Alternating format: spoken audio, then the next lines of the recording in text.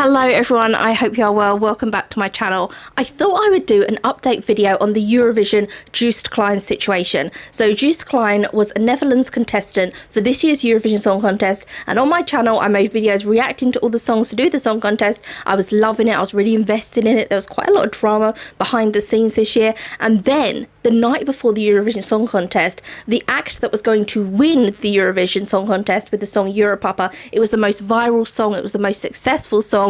All the odds were Joost Klein is going to win with the song Europapa, so it was almost predictable that he was going to win. He was then eliminated, told you are banned, you did something to a female crew member. The word abuse, assault, all this different stuff was coming out all over social media that he had assaulted some woman backstage, and then he was banned. And Eurovision put out a statement saying he is not going to compete in the Eurovision Song Contest tomorrow night. It was shocking. Quite a lot of people boycotted it because they thought it doesn't really quite ring true with who he is. He doesn't have these kind of things against him. And also, Joost Klein, if you don't know who he is, very famous. So he's a Netherlands artist, he's a singer and a rapper, but before all that he was kind of like a child star on YouTube, all over YouTube, so people know him. There's never been any allegations against him of any kind of abuse. He always seems like a really nice guy, really funny, kind of goofy guy. So it just seems strange that all of a sudden his whole career he would go without doing anything like that, and then all of a sudden this big moment, the Eurovision Song Contest, he decided to take that moment to assault a woman. It just didn't quite make sense. And then, and I mentioned this in my video at the time, the police got involved. So the Eurovision Song Contest was held in Sweden, and the Swedish police released a statement on the situation, which I'm going to go into that statement. So there's just a recap of it. So a little bit more of an in-depth recap, and then I'll give you the update now where we stand. So all this happened in May. Joost Klein was going to win Europapa. It was almost boring that he was going to win, and I was saying, like, if you look at just the views on the YouTube music videos, Europapa was beating everyone. He was doing so well, and then don't even take into account TikTok, because it went mad on TikTok as well. So he was doing so well, and I was like, he's gonna win, like he's just gonna win the contest, that's it. It's not really a contest this year because we all know he's gonna win. So then what happened, the final rehearsal before the show, which would be the live Eurovision show that would be held the next day, the final rehearsal, which was the night before, this is where the incident took place. So at the time a lot of stuff was said, like he assaulted a female member of the Eurovision crew, and we didn't know who that was or what that was about. The Eurovision Song Contest said, okay, he won't be performing in the contest tomorrow night. The Swedish police came out with a statement, and in that statement they said an unlawful threat, I've got my phone here, was made against a female TV worker, but we didn't know what that threat was. And the Swedish police said they've investigated, questioned the suspect, plaintiff and witnesses. The investigation has been completed by the police. The case is going to follow normal legal process, but the police have used faster prosecution methods, so it will go to the prosecutor within only a few weeks. So it seemed really serious at the time, and we were all going, wow, he must have done something dreadful. For the police to say that they were escalating it to the prosecution, and that actually they were using a different process than usual because it needed to be fast tracked to the prosecution. Now it seems it's been revealed. So a Dutch TV network have revealed what happened, and they say that he shouldn't have been banned because of what happened.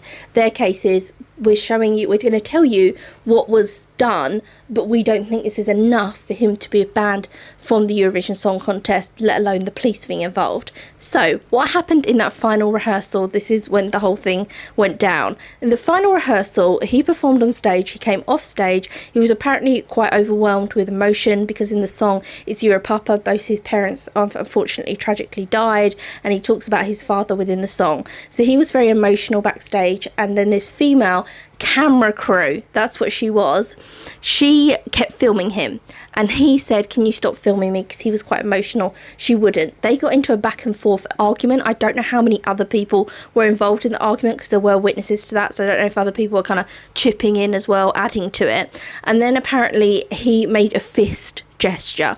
We don't know if that's, he went like that, he didn't touch her at all, but if he went like that, or if he just kind of like in rage, like it's almost like a cartoon character like that, in rage. We don't really know what happened, but there was some kind of fist gesture made towards her, and that was the unlawful threat, and that's why the police got involved. Now skip to where we are now, July. nothing's been done. The people involved in the incident, so any of the witnesses and the woman involved, they haven't come forward at all to say anything. And he has now been told, you are allowed to perform at the next Eurovision Song Contest next year. How this all came to light of him performing Eurovision 2025 and the possibility of all of that, it all started at a Belgium concert. Someone held up a sign kind of insinuating, why don't you do the Eurovision 2025? He said on stage, why not? And about representing Belgium because he was performing in Belgium. Then it was taken seriously by the Belgian public broadcaster that said they see no reason why he wouldn't be able to, and they would be interested if he was interested. I personally don't think he's going to perform at the Eurovision 2025, but I found it so funny how everyone took it so seriously, all these corporations. Then it came to, would he actually be allowed to perform, because obviously he was disqualified the year prior, and the Deputy Director General of the European Broadcasting Union, Jean-Philippe Detender, was asked about this. Would you let him perform? And it would be their decision whether he would be allowed to perform. And they said this is possible as long as his participation would not violate the contestants' regulations. If there is no violation of the rules, then I see no reason why he cannot participate at Eurovision 2025. But you banned him! What? It makes no sense. And if I was him, I wouldn't do it, because I always think, wow, you made out that I was such a vicious, violent man, and then it turns out that there was some kind of fist gesture, but no one was touched.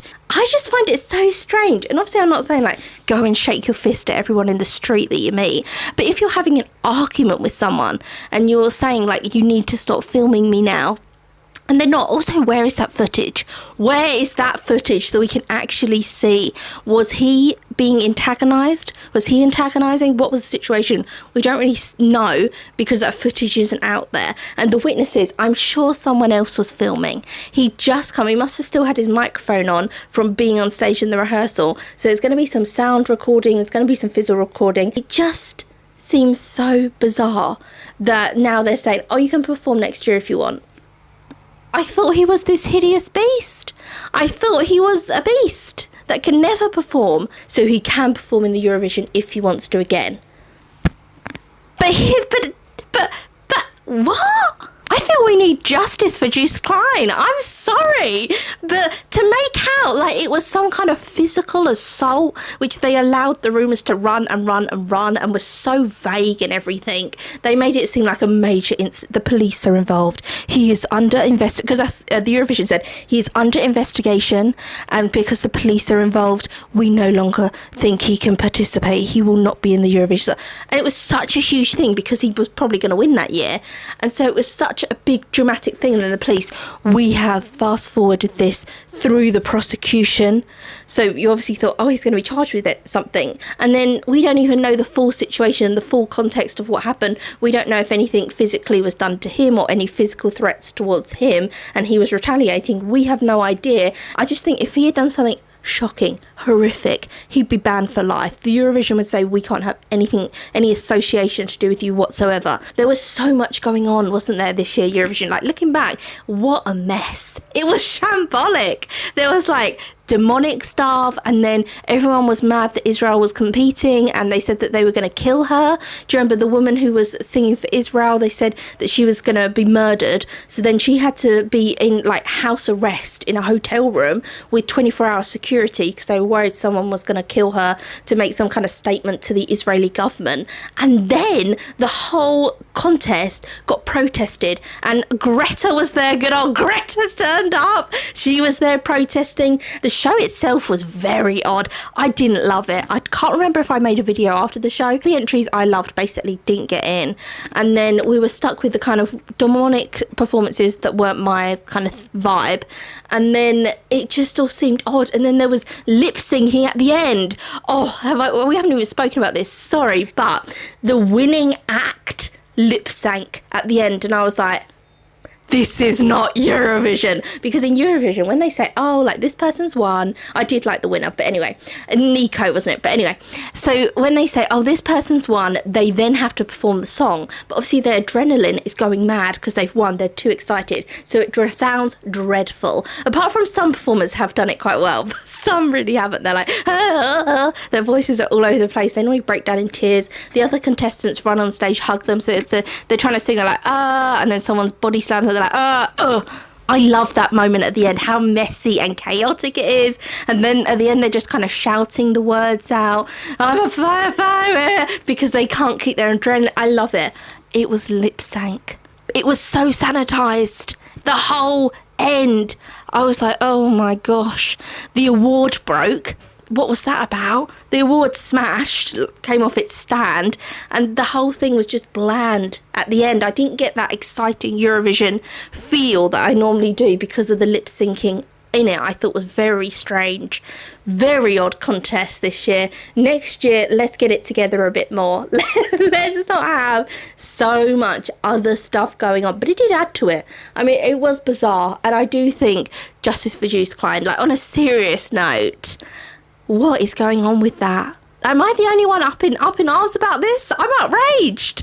I can't believe it. They had us believing that he was some beast, and then it turns out, oh, not actually, it's fine. And then when they said, oh, we have to protect our crew. Protect. So as if he had done something terrible and he had need to be keep the beast away. We need to protect our lambs from being slaughtered. Like, it was so dramatic. If I was him, I'd be fuming. I'd be suing.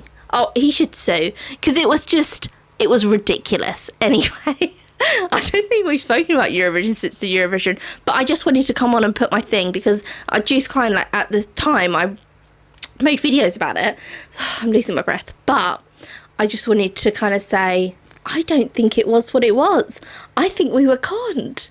I think that it was a lie, that it was something very strange went on, and maybe, I don't know, conspiracy. Did they not want him to win?